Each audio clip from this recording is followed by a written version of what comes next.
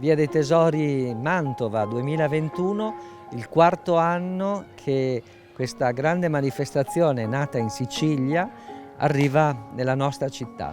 Per quanto riguarda il verticale, la visione di una Mantova dall'alto, dalla Specola, dell'antico Palazzo degli Studi Gesuitico, oggi Liceo Classico Virgilio, questa stazione appunto meteorologica che noi abbiamo a Mantova dal primo ventennio del 1800.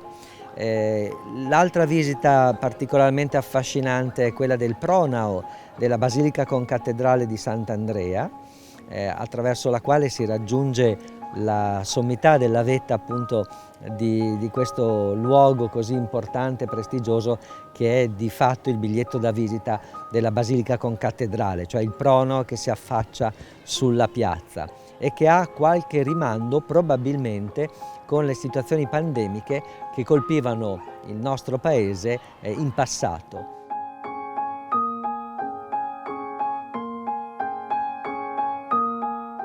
Ci troviamo sulla zona dell'ombrellone della chiesa di Sant'Andrea di Mantova, progettata da Leon Battista Alberti nel 1400, e queste zone del pronao sono state aperte, diciamo, in maniera straordinaria in questi giorni per le vie dei tesori, e ci dà un modo per entrare all'interno dell'architettura e comprenderla fino in fondo, appunto, dei luoghi che di solito sono totalmente inaccessibili.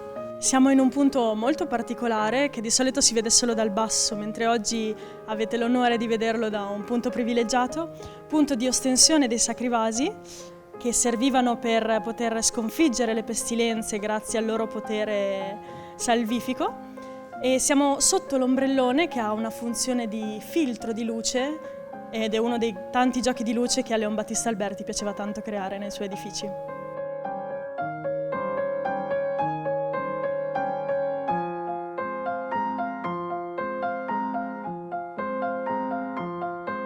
Noi oggi ci troviamo sulla Specola, che è una torre alta 46 metri, che erge sull'imponentissimo Palazzo degli Studi, che è oggi sede del Liceo Virgilio Mantova.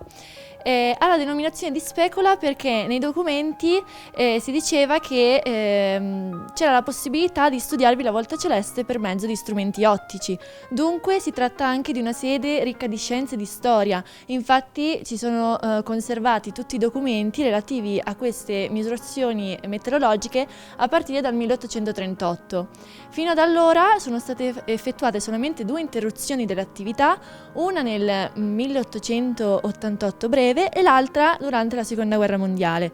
Per quanto riguarda le misurazioni, vengono effettuate per mezzo di strumenti come ad esempio un anemometro, un termometro, un pluviometro, e grazie a questi strumenti abbiamo potuto effettuare tutte le condizioni climatiche presenti nel territorio di Mantova e della provincia. Possiamo vedere il panorama di Mantova sotto un punto di vista differente da quello che possiamo osservare tutti i giorni. Infatti, se notiamo, possiamo osservare palazzi antichi, scorci della città, insomma possiamo vedere Mantova nella sua unicità e bellezza.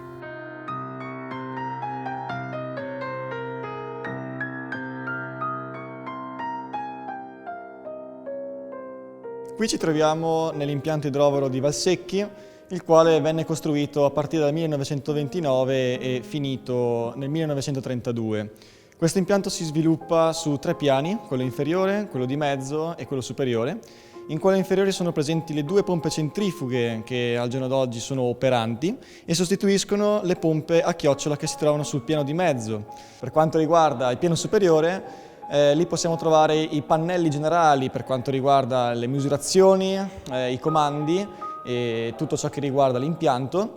Si può trovare il pannello, quello originale, costituito da un pannello marmoreo, e quello invece più recente che è quello funzionale. La visita si articola appunto nella visita all'interno del piano di mezzo e del piano superiore e si conclude all'esterno dell'impianto per guardare il funzionamento della fossa magistrale e il suo corso all'interno del sistema idrovoro.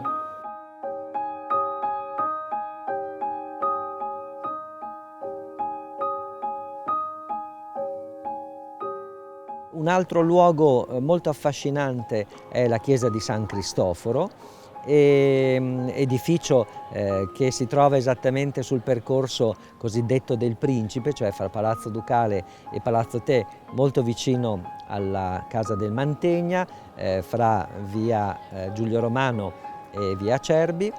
E direi che sono tutti siti nei quali appunto possiamo considerare o delle eccezionalità o delle anteprime, come l'esposizione per esempio delle collezioni Acerbi. Siamo tra via Acerbi e via Giulio Romano, dove è presente l'ex chiesa ormai sconsacrata dal 1800 di San Cristoforo, una struttura che risale verso il 1480 ed è aperta per una delle prime volte dopo molti anni per la visita, grazie a questa organizzazione che si chiama Le Vie dei Tesori, che ci permette, oltre a questo posto altri 7, di poter visitare questi luoghi un po' abbandonati e ci permette di conoscere la loro storia.